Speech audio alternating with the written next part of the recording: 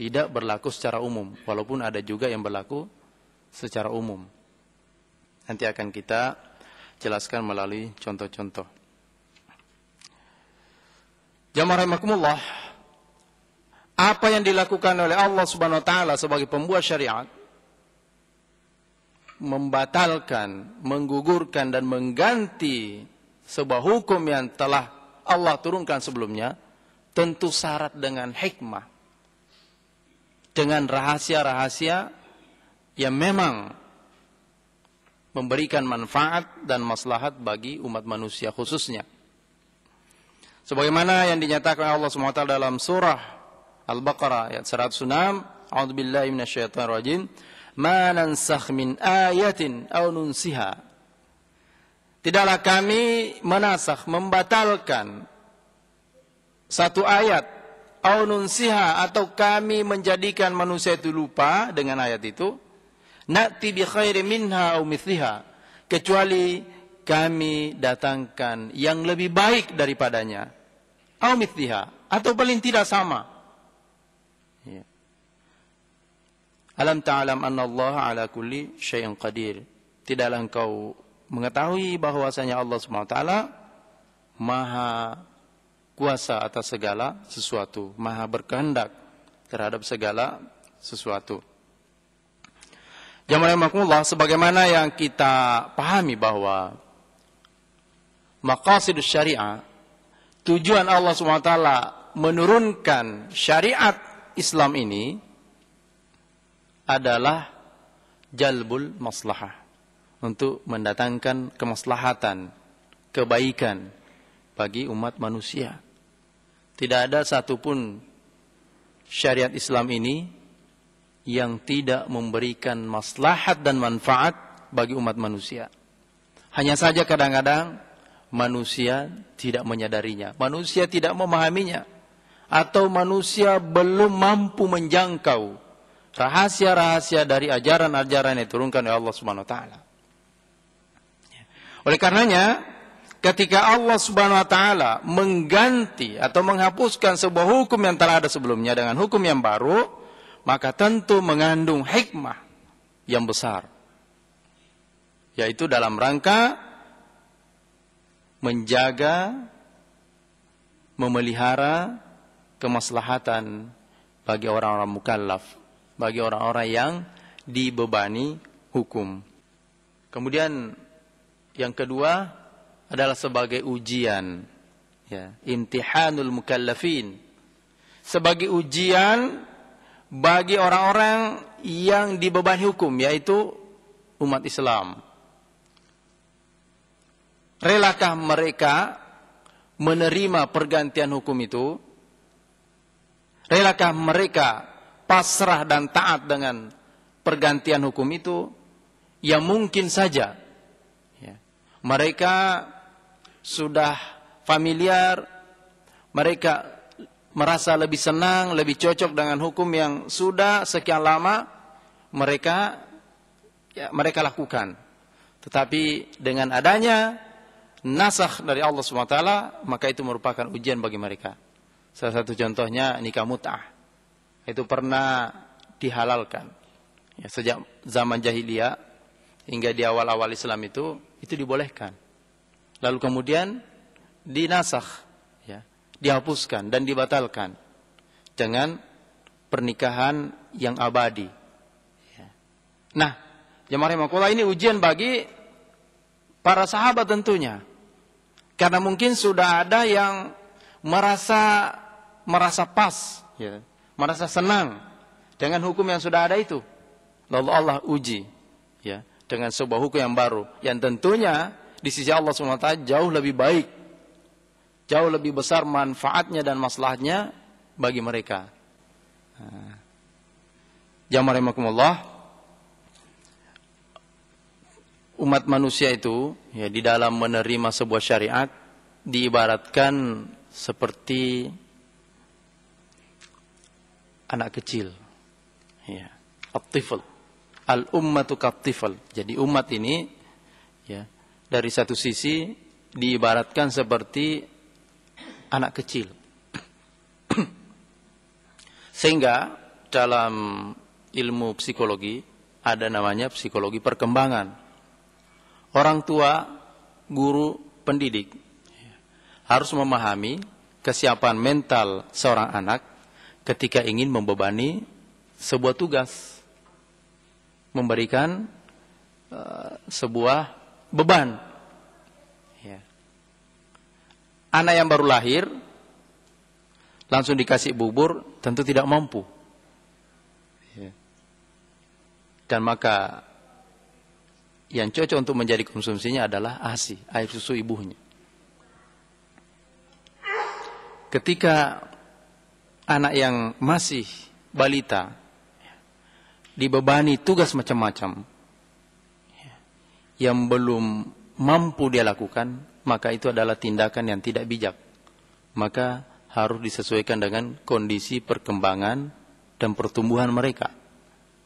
Demikianlah Allah memandang kondisi umat manusia. Ketika Allah SWT ingin membebani sebuah hukum, maka tentu disesuaikan dengan perkembangan mereka, kesiapan mental mereka, kondisi kejiwaan mereka. Sebagaimana yang sering kita dengar bahwa Allah SWT menurunkan tahrimul khamar, ya, pengharaman khamar, arak, minuman keras itu secara bertahap.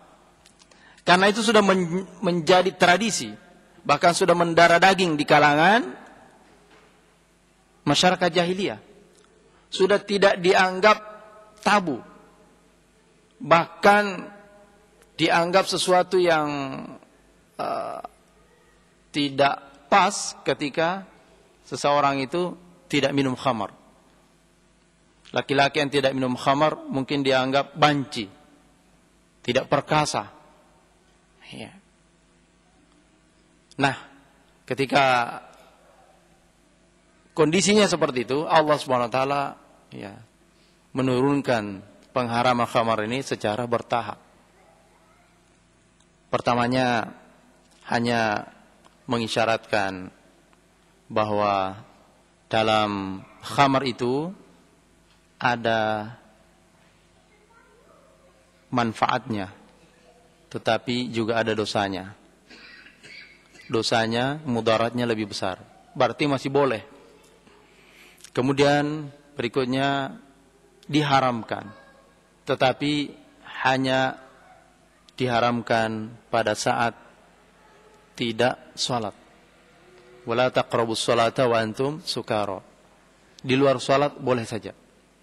Ya. Tetapi lalu kemudian ditegaskan lagi oleh Allah SWT bahwa dalam kondisi apapun, ya, dalam keadaan apapun, di mana saja berada, maka khamar itu diharamkan secara mutlak. Karena mereka sudah siap. Nah, sehingga jamaah rahimakumullah, ketika khamar itu diharamkan secara total, maka semua khamar yang ada di rumah-rumah penduduk Madinah itu ditumpahkan semua ke jalan. Ya. Kalau sebelumnya masih disimpan-simpan, artinya kalau dekat waktu sholat, nah itu diamankan dulu. Kalau selesai sholat, ya diambil lagi. Tapi ternyata yang begitu tidak tidak bisa langsung hilang seketika. Ya, bekas-bekasnya, pengaruhnya. Ya. Kalau minumnya 1 jam sebelumnya itu masih ada, sehingga biasa ada ya baca ayat itu terbolak-balik. Ya, misalnya apa itu? Wala ana abidum ma'abattum. Ya, atau ayat dan lain itu intinya tertukar. Nah, dan tidaklah ada sebuah ayat itu mestinya dia nyatakan itu untuk dirinya, tetapi dia tujukan untuk Allah Subhanahu wa taala, dan itu sangat tidak pas ketika dhamir atau kata ganti untuk manusia itu diperuntukkan untuk Allah Subhanahu wa taala. berarti yang berposisi sebagai hamba di situ adalah Allah Subhanahu wa taala. Ya, tertukar-tukarlah dalam membaca ayat itu. Apalagi namanya ya bahasa Arab ya. Ya bahasa mereka, jadi bukan hafalan semata. Ya. Tetapi memang sudah bahasa mereka. Kita juga kalau berbahasa Indonesia misalnya biasa ngigau juga. Ya, kadang-kadang dalam kondisi kita tidak sadar, kita ngantuk, ya sembarang yang diucapkan. Ya, kita sudah tidak sadar ya apa yang telah kita ucapkan tadi itu. Jadi demikianlah jemaah rahimakumullah.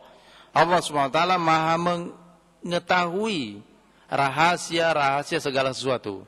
Oleh karenanya Allah pula lah yang berhak untuk menasakh ya sebuah hukum yang Allah turunkan sebelumnya. Pertanyaannya sekarang, apakah nasakh itu masih berlaku sekarang? Jamaah ketika Rasulullah SAW wafat, ya maka tidak ada lagi nasakh dalam ajaran Islam. Ya, karena yang berhak menasakh hukum itu hanyalah Allah Subhanahu wa taala. Ya, baik secara langsung melalui firman Allah maupun melalui sabda-sabda Nabi sallallahu alaihi wasallam. Sehingga ketika beliau wafat berarti secara otomatis beliau tidak menyampaikan sabda-sabdanya lagi, maka tidak berlaku lagi nasakh. Ya. Adapun kemudian dalam perjalanan hukum Islam, sejarah perkembangan hukum Islam, ada semacam perubahan hukum, ya, tinjauan hukum, penyesuaian, ya, dengan pergantian zaman, ya, dengan kondisi tempat dan waktu. Nah itu bukan nasakh namanya, ya, tetapi yaitu hanya perubahan fatwa, ya, karena memang dalam kajian hukum Islam itu ada namanya taghayyurul fatwa bi taghayyuril azminah wal amkinah. Fatwa itu bisa berubah ya sesuai dengan perubahan waktu dan tempat. Itu hanya perubahan fatwa. Itu bukan nasakh. Ya. Kalau dalam hukum Islam. Adapun kalau dia menjadi undang-undang, ya, menjadi undang-undang positif misalnya, itu juga bukan nasakh. Mungkin bisa dikatakan nasakh secara bahasa, tapi secara syara' itu bukan nasakh. Tapi mungkin itu adalah perubahan. Ya, dalam istilah umumnya amandemen misalnya. Demikian seterusnya. Jamaah rahimakumullah, barangkali demikian yang dapat kita kaji, kita bahas pada kesempatan kali ini.